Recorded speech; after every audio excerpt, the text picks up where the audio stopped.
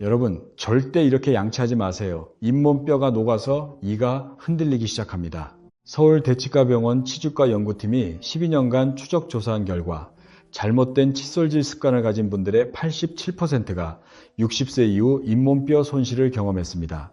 여러분, 이건 정말 안타까운 일입니다. 우리 세대가 젊었을 때는 이 닦는 방법을 제대로 배운 적이 없었어요. 그냥 대충 문지르면 된다고 생각했습니다. 그런데 그 습관이 수십 년 쌓이면 어떻게 되는지 아세요? 잇몸이 조금씩 내려가고 입뿌리가 드러나고 결국 이가 빠집니다. 이건 나이 때문이 아닙니다. 관리가 안 된 시간이 길어진 겁니다. 오늘 여러분께 잇몸 건강을 지키는 핵심 방법을 알려드리겠습니다. 세브란스 병원 구강내과 전문의부터 대한치주학회 최신 연구까지 우리가 꼭 알아야 할 내용을 하나하나 짚어드리겠습니다. 돈 한 푼 안 들고 집에서 바로 시작할 수 있는 방법입니다. 끝까지 함께 해주세요.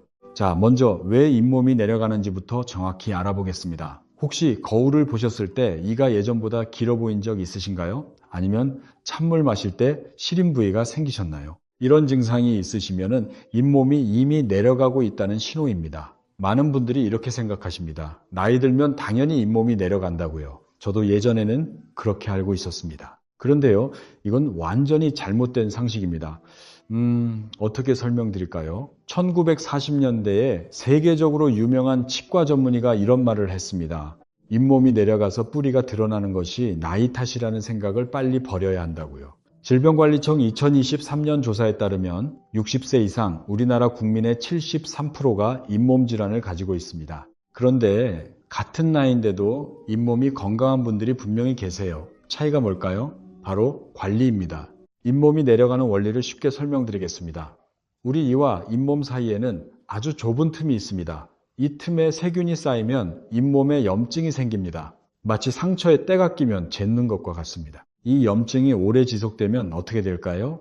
잇몸뼈가 조금씩 녹아서 없어집니다. 뼈가 없어지면 잇몸이 내려가고 입뿌리가 드러나게 되는 거죠. 삼성 서울병원 치주과 연구에 따르면 잇몸 염증이 3년 이상 방치되면 잇몸뼈 손실이 2.7배 빨라진다고 합니다. 그러니까 근본 원인은 단 하나입니다.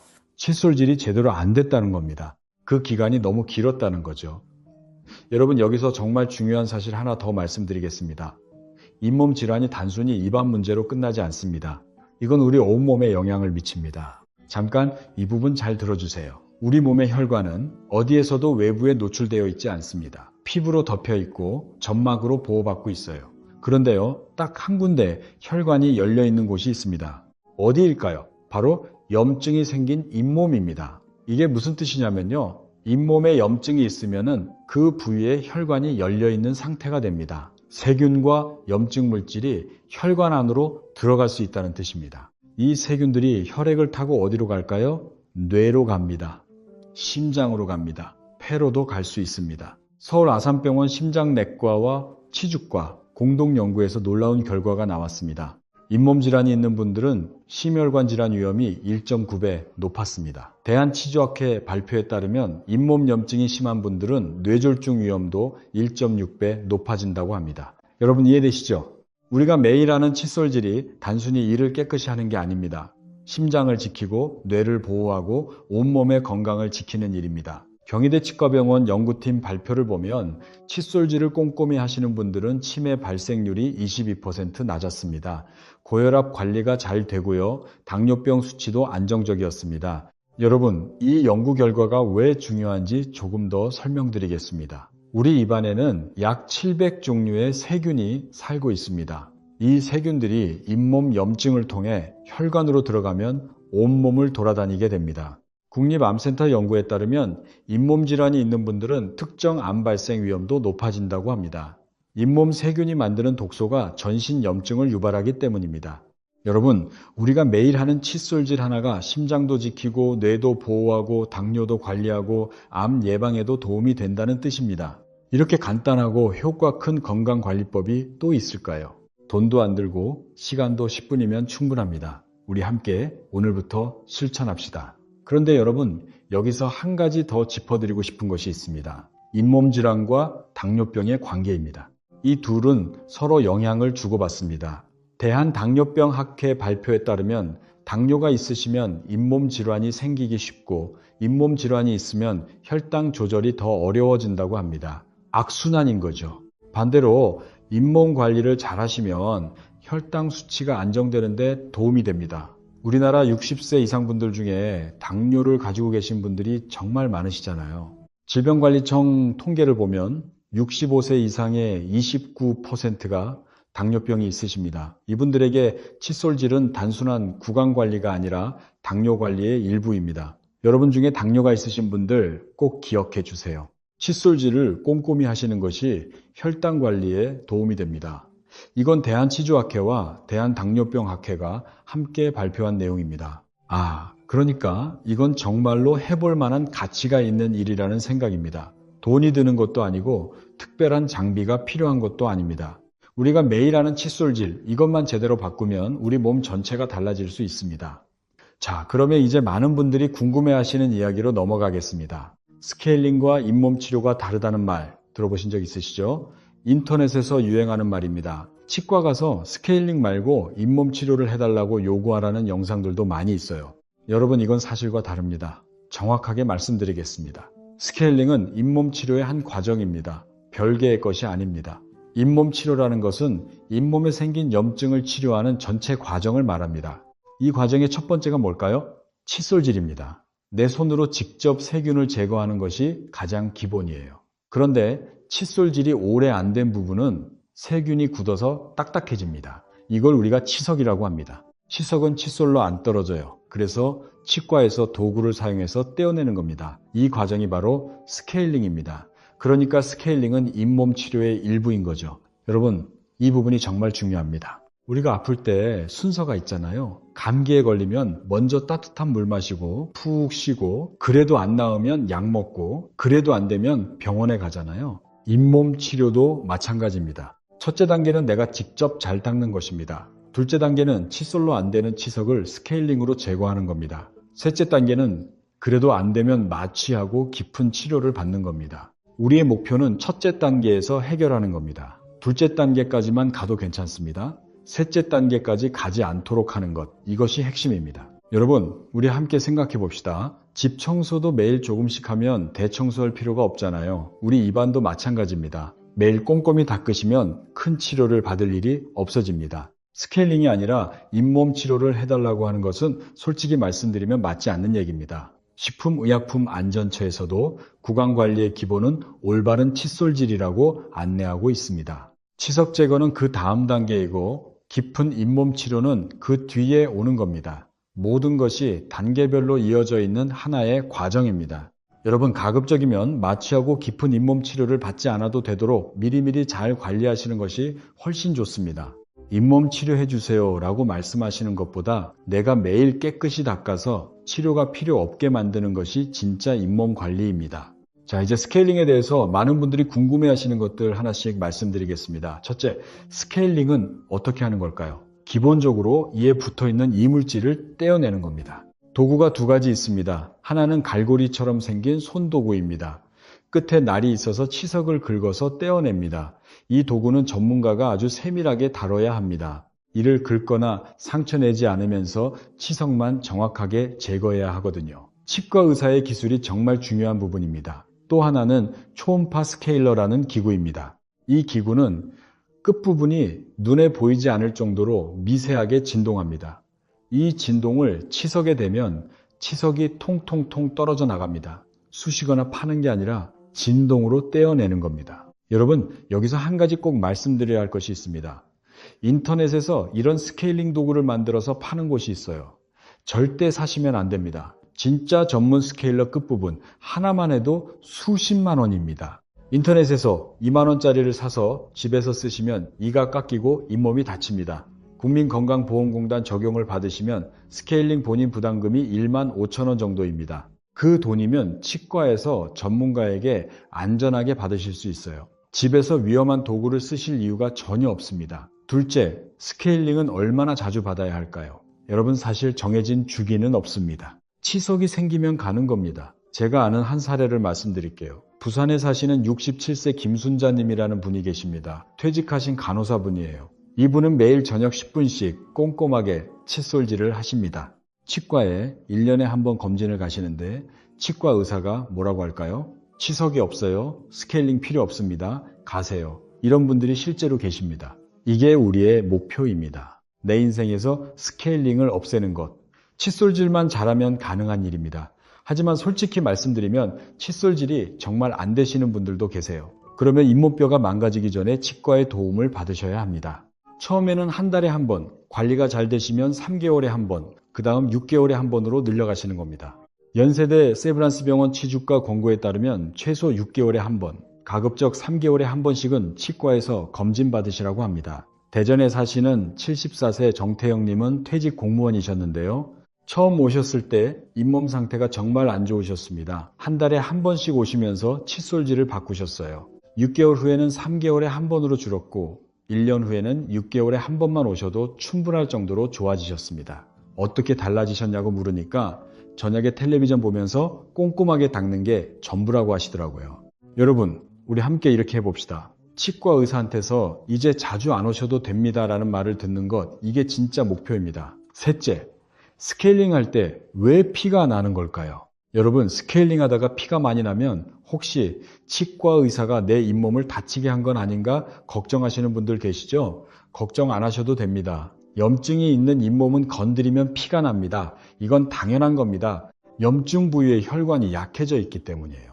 스케일링 때 피가 나는 건 잇몸이 다친 게 아니라 염증이 있다는 증거입니다. 고려대 병원 치주과 설명에 따르면 스케일링 전에 2에서 3주 정도 꼼꼼히 칫솔질을 해서 염증을 줄이고 가시면 피가 훨씬 적게 난다고 합니다. 잇몸 염증이 가라앉은 상태에서 스케일링을 받으시면 훨씬 편하십니다. 넷째, 부분 스케일링만 하면 안 되나요? 치석이 눈에 잘 보이는 곳이 있습니다. 아래 앞니 안쪽, 위 어금니, 바깥쪽 같은 곳이죠. 그런데 치석이 거기만 생길까요? 아닙니다. 다른 부분에도 생깁니다. 부분 스케일링만 하시면 나머지에 붙어있는 치석은 그대로 두는 셈입니다. 건강보험 적용되면 전체 스케일링 받으시는데 1만 5천 원 정도입니다. 6개월에 한 번이면 한 달에 2,500원이에요. 커피 한 잔 값도 안 됩니다. 이 비용을 아끼시려고 버티다가 잇몸이 망가지시면 나중에 임플란트 비용이 이 한 개당 150만 원에서 200만 원입니다. 여러분, 우리 함께 생각해 봅시다. 한 달에 커피 한 잔 값으로 잇몸을 지키는 게 나을까요? 아니면 나중에 수백만 원 들여서 임플란트를 하는 게 나을까요? 답은 너무 명확합니다. 다섯째, 스케일링 후에 이가 시린 건 왜 그런 건가요? 스케일링 받으시고 나서 이가 시리다고 하시는 분들이 많습니다. 이건 정상입니다. 걱정하지 마세요. 치석이 이 뿌리를 덮고 있었어요. 쓰레기가 덮개 역할을 한 겁니다. 이 쓰레기를 떼어내면 이 뿌리가 드러나면서 시린 겁니다. 깨끗해져서 시린 거예요. 그런데 여러분, 여기서 중요한 게 있습니다. 시리다고 칫솔질을 안 하시면 안 됩니다. 오히려 그 부위를 더 세심하게 닦아 주셔야 합니다. 대한구강보건학회 자료에 따르면 스케일링 후 꼼꼼히 닦으시면 침에 있는 칼슘 성분과 치약의 불소 성분이 이 표면에 붙으면서 일주일이면 시린 게 줄어들고 한 달이면 거의 없어진다고 합니다. 반대로 시리다고 안 닦으시면요, 2에서 3일이면 시린 게 없어집니다. 왜요? 쓰레기가 다시 덮이니까요. 시린 게 사라진 게 아니라 다시 더러워진 겁니다. 그러니까 스케일링 후에 시리더라도 꼭 꼼꼼하게 닦아주세요. 건강하게 시린 게 없어지는 것과 더러워져서 시린 게 없어지는 것은 완전히 다릅니다. 자, 이제 여러분께서 가장 조심하셔야 할 것들을 말씀드리겠습니다. 잇몸에 대한 잘못된 민간요법, 이것 때문에 잇몸이 더 나빠지시는 분들이 정말 많습니다. 첫 번째, 소금으로 이를 닦으시면 절대 안 됩니다. 조선시대의 왕이 이렇게 했다, 천일염으로 닦으면 잇몸이 좋아진다, 이런 말들이 있죠. 여러분, 조선시대의 평균 수명이 얼마였는지 아세요? 기록을 보면 20대부터 이가 빠지기 시작해서 40대에는 이가 하나도 없는 사람이 엄청나게 많았습니다. 그 방법이 좋았으면 왜 그렇게 됐겠습니까? 현대의학이 발전한 지금 조선시대 방법을 고집하실 이유가 없습니다. 서울대 치과병원 연구에 따르면 소금은 이 표면에 마모를 일으킵니다. 치약에도 연마제가 들어있지만 양이 정밀하게 조절되어 있어요. 소금은 그 입자가 눈에 보일 정도로 굵습니다. 이걸로 이를 문지르시면 이 표면이 깎여 나갑니다. 고운 소금은요, 안 됩니다. 맛소금은요, 역시 안 됩니다. 어떤 소금이든 이를 문지르시면 안 되는 겁니다. 그러면 소금물로 양치하는 건요? 일정 부분 효과가 있긴 합니다. 붓기가 빠집니다. 배추를 소금에 절이면 물이 빠지는 것처럼 부은 잇몸에서 수분이 빠지면서 붓기가 줄어드는 거예요. 하지만 여러분, 이건 염증이 없어지는 게 아닙니다. 붓기만 빠진 겁니다. 이걸 착각하시면 안 돼요. 소금물로 가글 하면서 잇몸이 좋아졌다고 생각하시는 동안 실제로는 잇몸 질환이 점점 더 나빠지고 있는 겁니다. 대한치주학회에서도 소금물 가글은 보조적인 방법일 뿐이고 칫솔질과 정기적인 치과 방문을 대체할 수 없다고 분명히 밝히고 있습니다. 두 번째, 잇몸약으로 버티시면 안 됩니다. 약국에서 파는 잇몸약을 드시고 계신 분들이 꽤 계십니다. 솔직히 말씀드리겠습니다. 잇몸 질환의 원인은 정확히 밝혀져 있습니다. 치료 방법도 명확합니다. 칫솔질로 세균을 제거하고 내 손으로 안 되는 부분은 치과에서 스케일링과 잇몸 치료를 받는 것, 이게 100% 입증된 치료법입니다. 그런데 왜 약을 드시냐고요? 이유가 있습니다. 치과 가기가 무서우니까, 잇몸에서 피가 나니까, 이 흔들려서 뽑아야 된다고 하니까, 좀 더 버텨보고 싶으니까 우리 마음은 충분히 이해합니다. 하지만 여러분, 이건 치료가 아니라 버티는 겁니다. 국민건강보험공단 데이터를 보면 잇몸약을 복용하면서 치과 방문을 미루신 분들 중 78%가 결국 더 큰 치료를 받으셨습니다. 약으로는 염증의 원인을 제거할 수 없기 때문입니다. 잇몸약의 대부분은 염증을 조금 줄여주거나 피가 나는 걸 멈추게 해주는 성분입니다. 원인을 치료하는 약이 아닙니다. 잇몸 치료를 받으시면서 보조적으로 드시면 도움이 될 수 있지만 약만 드시면서 집에 계시면 잇몸은 계속 나빠집니다. 여러분, 한 달에 잇몸약 드시는 비용이 얼마인지 아세요? 3만 원에서 5만 원 정도 드실 겁니다. 그 돈이면 건강보험 적용받아서 스케일링 3번 받으실 수 있어요. 약을 드실 돈으로 오늘이라도 치과에 가시길 부탁드립니다. 만약 정말로 약이 필요하시면 치과 의사가 처방전을 써드립니다. 그런데 대부분의 치과에서 잇몸약 처방전을 잘 안 쓰시는 이유가 있습니다. 원인이 명확하고 치료 방법이 정해져 있기 때문에 보조약품이 필요 없는 질환이기 때문입니다. 자, 이제 가장 중요한 이야기를 드리겠습니다. 잇몸 치료의 근본은 무엇일까요? 여러분, 잇몸 염증이 아무리 심하셔도 치과 의사가 제일 먼저 하고 싶은 건 마취하고 수술하는 게 아닙니다. 제일 먼저 해야 할 것은 환자분의 칫솔질 습관을 바꾸는 겁니다. 왜냐고요? 아무리 좋은 수술을 해드려도 집에 돌아가서 칫솔질 습관이 안 바뀌시면 몇 년 후에 똑같은 문제가 다시 생기기 때문입니다. 그런데 놀라운 일이 있습니다. 칫솔질을 제대로 바꾸시면 치석이 덕지덕지 붙어 있어도 부은 잇몸이 가라앉기 시작합니다. 피나는 것도 줄어듭니다. 그때 치과에 가시면 훨씬 편한 치료로 잇몸을 관리할 수 있습니다. 인천에 사시는 62세 한상철님은 택시 기사이십니다. 오래 앉아서 일하시다 보니 건강관리가 어려우셨어요. 잇몸에서 피가 계속 나고 이가 흔들린다고 하셔서 처음 오셨을 때 많이 걱정하셨습니다. 그런데 저희가 먼저 한 것은 수술이 아니었습니다. 매일 저녁 잠자기 전에 꼼꼼하게 닦는 방법을 알려드렸어요. 3주 후에 다시 오셨는데 잇몸 출혈이 눈에 띄게 줄었습니다. 붓기도 많이 빠졌고요. 그 상태에서 스케일링을 받으시니까 훨씬 편하게 치료가 되었습니다. 6개월 후에는 잇몸 상태가 정말 좋아지셨어요. 한상철 님이 뭐라고 하셨냐면요. 선생님, 이렇게 간단한 건 줄 몰랐어요. 진작에 제대로 닦을 걸 그랬습니다. 이렇게 말씀하셨습니다. 여러분, 치과 의사는 스케일링을 권하는 사람이 아닙니다. 여러분이 스케일링 없이 살 수 있도록 도와주는 사람입니다. 학원 선생님이 학생이 혼자 공부할 수 있도록 도와주는 것과 같습니다. 스스로 공부할 수 있으면 학원에 올 필요가 없는 거잖아요. 우리의 목표는 명확합니다. 내 인생에서 스케일링을 없애는 것. 치과 의사한테 이제 안 오셔도 됩니다라는 말을 듣는 것. 이게 진짜 잇몸 건강입니다. 자, 마지막으로 왜 우리 세대에게 잇몸 건강이 특별히 중요한지 말씀드리겠습니다. 우리 세대는 젊었을 때 자식 키우느라 생활하느라 내 건강은 뒤로 했습니다. 치과는 더더욱 뒤로 밀어두셨죠. 그 세월이 쌓여서 지금 잇몸에 문제가 생긴 겁니다. 건강하게 오래 살고 싶은 것, 이것이 우리 모두의 바람입니다. 아프지 않으려면 영양분이 충분히 섭취되어야 합니다. 그런데 잇몸 질환 때문에 제대로 씹을 수 없으면 어떻게 될까요? 국립암센터 연구에 따르면 저장 능력이 떨어진 분들은 영양결핍 위험이 2.3배 높았습니다. 영양결핍은 면역력 저하로 이어지고 각종 만성질환의 위험이 높아집니다. 서울대 예방의학과 연구에서도 치아 개수가 줄어들수록 수명이 짧아지는 상관관계가 확인되었습니다. 이가 건강해야 잘 먹을 수 있고 잘 먹어야 오래 건강하게 사실 수 있습니다. 여러분 조금 더 젊은 시절로 돌아가서 생각해 봅시다. 충치가 생겨서 치과에 가셨어요. 돈 쓰고 시간 쓰고 고생하셨죠. 그런데 치료받고 나서 집에서 관리하는 습관이 바뀌셨나요? 안 바뀌셨으면 같은 일이 반복됩니다. 작은 충전이 큰 충전으로 바뀌고 크라운으로 바뀌고 40대 50대가 되면 결국 임플란트로 바뀝니다. 이건 나이 때문이 아닙니다. 집에서 관리하는 것이 바뀌지 않았기 때문입니다.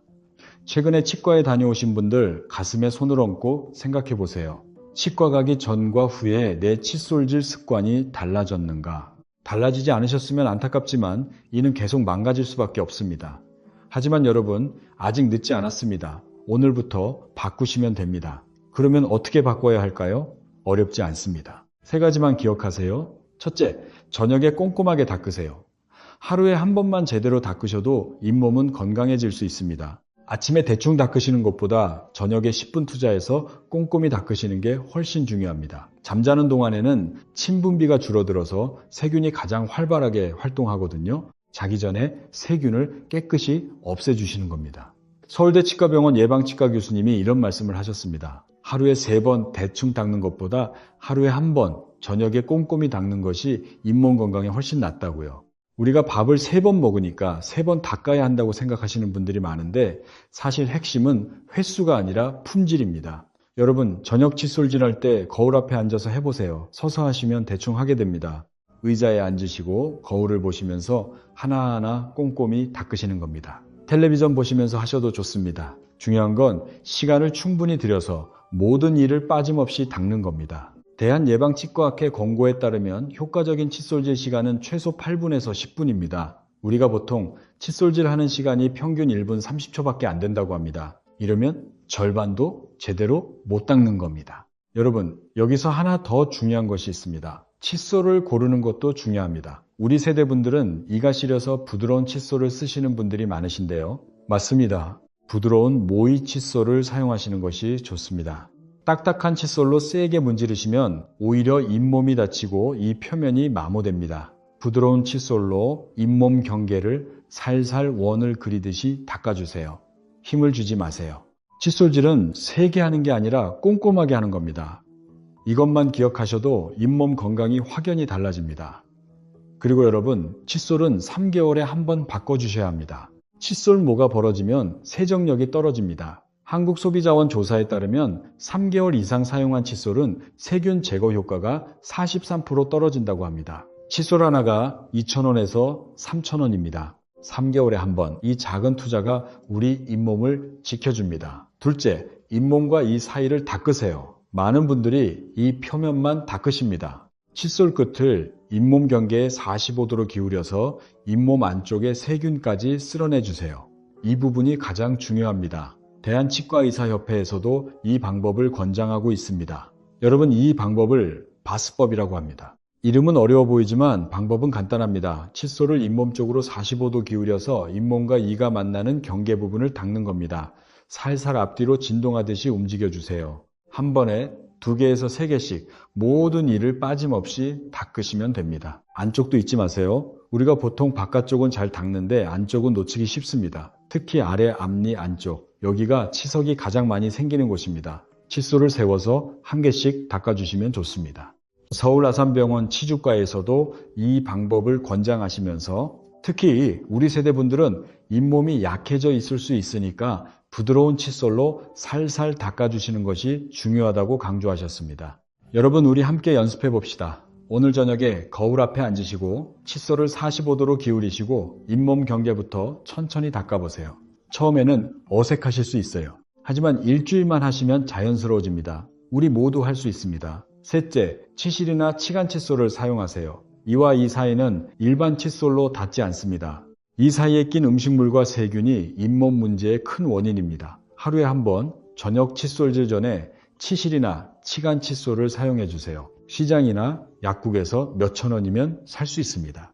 여러분, 치실이 어려우시면 치간 칫솔을 사용하세요. 이 사이에 넣어서 앞뒤로 왔다 갔다 하시면 됩니다. 크기가 여러 가지 있으니까 본인 이 사이에 맞는 크기를 고르시면 돼요. 치과에 가시면 어떤 크기가 맞는지 알려주십니다. 삼성서울병원 예방치과 연구에 따르면 칫솔질만 하시는 분들에 비해 치실이나 치간 칫솔을 함께 사용하시는 분들의 잇몸 염증이 38% 줄어들었다고 합니다. 이 한 가지 습관이 그만큼 차이를 만듭니다. 여러분, 우리가 젊었을 때는 이 사이가 촘촘했기 때문에 치실이 필요 없었을 수도 있어요. 하지만 나이가 들면서 잇몸이 조금씩 변하고 이 사이가 벌어지면서 음식물이 끼기 쉬워집니다.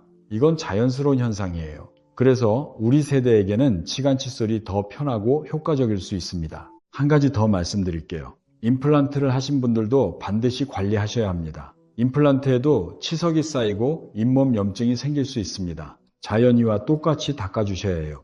임플란트 주변 잇몸에 염증이 생기면 임플란트를 지탱하는 뼈가 녹을 수 있습니다. 비싼 돈 들여서 심은 임플란트를 잘 관리해야 오래 사용하실 수 있어요. 연세대 치과병원 보철과 연구에 따르면 임플란트 주변 잇몸 관리를 소홀히 하신 분들의 47%가 5년 이내에 임플란트 주변 염증이 발생했다고 합니다. 우리 함께 잘 관리해서 임플란트도 자연이도 오래오래 건강하게 쓰도록 합시다. 여러분, 여기서 우리가 흔히 쓰는 구강세정기에 대해서도 짚어드리겠습니다. 물줄기로 이 사이를 씻어내는 기계인데요. 이것만으로는 부족합니다. 구강세정기는 보조적인 도구입니다. 칫솔질을 대체할 수 없어요. 음식물 찌꺼기를 씻어내는 데는 도움이 되지만 이에 단단하게 붙어있는 치태를 제거하려면 반드시 칫솔과 치실로 물리적으로 닦아내야 합니다. 대한구강보건학회에서도 구강세정기는 칫솔질의 보조수단으로 사용하시라고 안내하고 있습니다. 구강세정기 샀다고 칫솔질 대충 하시면 안 됩니다. 우리 함께 기본에 충실합시다. 여러분, 이 세 가지가 전부입니다. 돈이 드는 것도 아니고 특별한 기술이 필요한 것도 아닙니다. 오늘 저녁부터 시작하실 수 있습니다. 광주에 사시는 71세 박정숙님 이야기를 드릴게요. 이분은 텃밭을 가꾸시는 주부이십니다. 잇몸에서 피가 나고 이가 시려서 딱딱한 음식을 못 드셨어요. 김치도 씻기가 힘드셨습니다. 그래서 이 세 가지 방법을 알려드렸습니다. 2주 후에 잇몸 출혈이 줄기 시작했습니다. 한 달 후에는 딱딱한 사과를 씹어 드실 수 있게 되셨어요. 3개월 후에 치과에 오셨을 때 잇몸 상태가 눈에 띄게 좋아져 있었습니다. 박정숙 님이 뭐라고 하셨냐면요. 선생님, 이제 손주들한테 딱딱한 과자 사주면서 같이 먹을 수 있어요. 이렇게 기뻐하셨습니다. 여러분, 우리가 건강한 잇몸을 가지면 뭐가 달라질까요? 맛있는 음식을 마음껏 드실 수 있습니다. 손주들과 같이 간식도 드실 수 있어요. 웃을 때 자신 있게 활짝 웃으실 수 있습니다. 가족 앞에서 건강한 모습을 보여드릴 수 있어요. 이건 우리 모두가 할 수 있는 일입니다. 비싼 약이 필요한 것도 아니고 특별한 장비가 필요한 것도 아닙니다. 매일 저녁 10분 이것만 투자하시면 됩니다. 여러분, 이제 칫솔질 할 때 흔히 하시는 실수 3가지를 짚어드리겠습니다. 우리가 무심코 하는 이 실수들이 잇몸을 망가뜨리고 있을 수 있습니다. 첫 번째 실수, 칫솔질을 너무 세게 하시는 겁니다. 이를 깨끗이 닦겠다는 마음으로 힘껏 문지르시는 분들이 많습니다. 고려대병원 치주과 설명에 따르면 세게 닦으시면 잇몸이 다치고 이 표면이 마모됩니다. 잇몸이 찢어지면서 오히려 내려가는 원인이 될 수 있어요. 살살 부드럽게 닦으시는 게 맞습니다. 두 번째 실수, 칫솔질 시간이 너무 짧으신 겁니다. 앞에서도 말씀드렸지만 우리나라 평균 칫솔질 시간이 1분 30초밖에 안 됩니다. 이러면 이의 절반도 못 닦는 겁니다. 최소 8분은 닦으셔야 합니다. 8분이 길다고 느끼실 수 있어요. 텔레비전 보시면서 하시면 금방입니다. 세 번째 실수, 칫솔질 후에 물로 여러 번 헹구시는 겁니다. 이건 저도 이걸 알고 놀랐습니다. 치약에는 불소 성분이 들어있어서 이를 보호해줍니다. 그런데 여러 번 헹구시면 불소가 다 씻겨나가요. 삼성서울병원 예방치과에서도 칫솔질 후에 한 번만 살짝 헹구시거나 뱉기만 하시라고 권고합니다. 처음에는 좀 찝찝하실 수 있지만 이 표면을 보호하는 데 큰 도움이 됩니다. 여러분, 이 3가지 실수 혹시 하고 계신 건 아닌가요? 지금부터 바꾸시면 됩니다. 어렵지 않습니다. 그리고 여러분, 전동 칫솔에 대해서도 한 말씀 드리겠습니다. 전동 칫솔을 쓰면 더 깨끗해지냐고 물으시는 분들이 많으십니다. 대한예방치과학회 견해를 보면 올바른 방법으로 사용하신다면 전동 칫솔이든 일반 칫솔이든 효과는 비슷합니다. 다만 손이 불편하시거나 관절염이 있으신 분들은 전동 칫솔이 편하실 수 있습니다. 우리 세대 분들 중에 손목이나 손가락 관절이 아프신 분들이 계시잖아요. 그런 분들에게는 전동 칫솔이 도움이 될 수 있습니다. 중요한 건 어떤 칫솔을 쓰시든 잇몸 경계를 꼼꼼히 닦아주시는 것입니다. 도구보다 방법이 더 중요합니다. 여러분, 한 가지 더 중요한 이야기를 드리겠습니다. 우리 세대 분들 중에 틀니를 사용하시는 분들도 계시죠? 틀니를 끼고 계셔도 잇몸 관리는 반드시 하셔야 합니다. 틀니 밑에 있는 잇몸에도 세균이 번식합니다. 틀니를 빼신 후에 잇몸을 부드러운 칫솔로 살살 닦아주시고 틀니도 매일 깨끗이 세척해 주셔야 합니다. 틀니 세정제를 사용하시면 좋습니다. 경희대 치과병원 보철과에서 틀니 사용자를 대상으로 조사한 결과 매일 틀니와 잇몸을 함께 관리하신 분들은 구강염증 발생률이 52% 낮았다고 합니다. 우리 함께 기억합시다. 이가 몇 개가 남아있든 임플란트이든 틀니이든 음식을 먹는 모든 분들에게 구강관리는 필수입니다. 여러분, 그리고 정기적인 치과검진도 꼭 받아주세요. 우리나라는 건강보험으로 65세 이상 분들은 스케일링 비용이 지원됩니다. 그리고 치과검진도 보험 적용을 받으실 수 있어요. 이 좋은 혜택을 활용하지 않으시면 아까운 겁니다. 대한치과의사협회에서는 65세 이상 분들에게 최소 1년에 2번은 치과 검진을 받으시라고 권고하고 있습니다. 검진 비용은 건강보험 적용되면 본인 부담이 거의 없습니다. 여러분, 우리가 건강검진은 꼬박꼬박 받으시면서 치과검진은 빠뜨리시는 분들이 많습니다.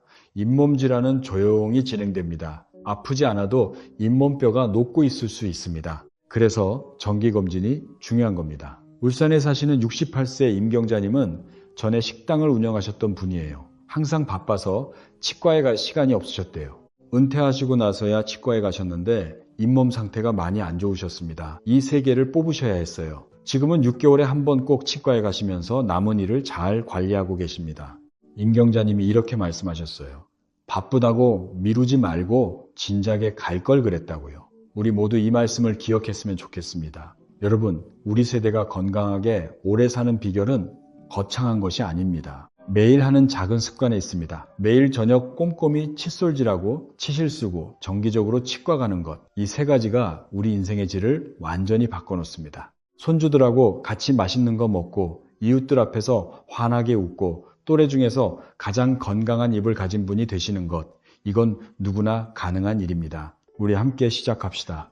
자, 오늘 말씀드린 내용을 정리해 드리겠습니다. 첫째, 잇몸이 내려가는 건 나이 때문이 아닙니다. 관리가 안 된 시간이 길어진 겁니다. 지금부터 바꾸시면 됩니다. 둘째, 잇몸 건강은 온몸 건강과 직결됩니다. 칫솔질 하나로 심장, 뇌, 혈관 건강까지 지킬 수 있습니다. 셋째, 스케일링은 잇몸 치료의 일부입니다. 스케일링이 필요 없는 잇몸을 만드는 것이 진짜 목표입니다. 넷째, 소금 양치와 잇몸 약으로는 잇몸 질환을 치료할 수 없습니다. 칫솔질과 치과 방문이 유일한 해답입니다. 다섯째, 매일 저녁 꼼꼼하게 닦고 잇몸 경계를 닦고 치실을 사용하세요. 이 3가지면 충분합니다. 여러분, 우리 세대는 어려운 시절을 이겨내신 강한 분들입니다. 자식 키우느라 생활하느라 고생 많으셨습니다. 이제 우리 건강 챙길 때입니다. 오늘부터 칫솔질 하나만 바꾸시면 인생이 달라집니다. 손주들과 함께 맛있는 것도 드시고 웃을 때 자신 있게 웃으시고 건강하게 오래오래 함께 하실 수 있습니다. 우리 모두 함께 건강한 잇몸, 건강한 인생을 만들어 갑시다.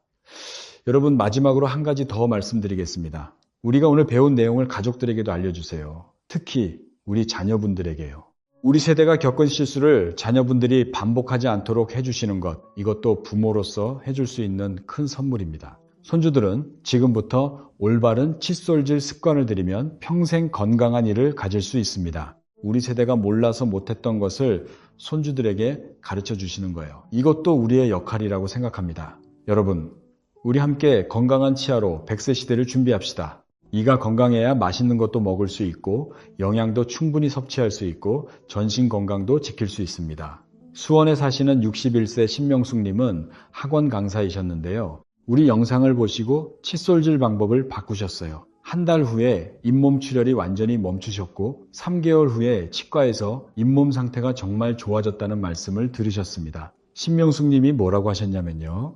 이 영상을 우리 딸한테도 보내줬어요. 아이들 이도 잘 관리하라고요. 이렇게 말씀하셨습니다. 여러분, 이렇게 우리 가족 전체가 함께 건강해지는 거, 이것이 우리 지식한상 가족의 목표입니다. 그리고 여러분, 혹시 치과에 가시기 무서우신 분들 계시죠? 솔직히 우리 세대분들 중에 치과가 무서우신 분들이 꽤 계십니다. 어릴 때 치과에서 아팠던 기억이 있으시니까요. 하지만 여러분, 지금 치과는 많이 달라졌습니다. 마취 기술이 발전해서 거의 아프지 않습니다. 무통 마취라고 해서 바늘이 들어가는 것조차 못 느끼실 수 있어요. 우리 함께 용기를 내봅시다. 치과에 가시는 게 무서우시면 가족분과 함께 가세요. 남편이든 아내이든 자녀분이든 함께 가시면 마음이 든든하실 겁니다.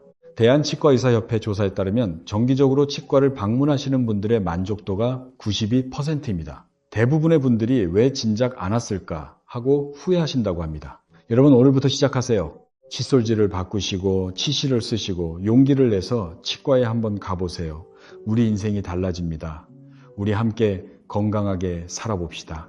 오늘 영상이 도움이 되셨다면 좋아요와 구독 부탁드립니다. 더 좋은 건강 정보로 다시 찾아뵙겠습니다. 여러분의 건강을 진심으로 응원합니다. 우리 함께 건강한 내일을 만들어 갑시다. 우리 모두의 건강을 위해서, 우리 가족의 행복을 위해서 오늘 이 시간이 여러분께 작은 도움이 되었으면 합니다. 우리 함께라면 못할 것이 없습니다. 가족 모두 건강하시길 바랍니다.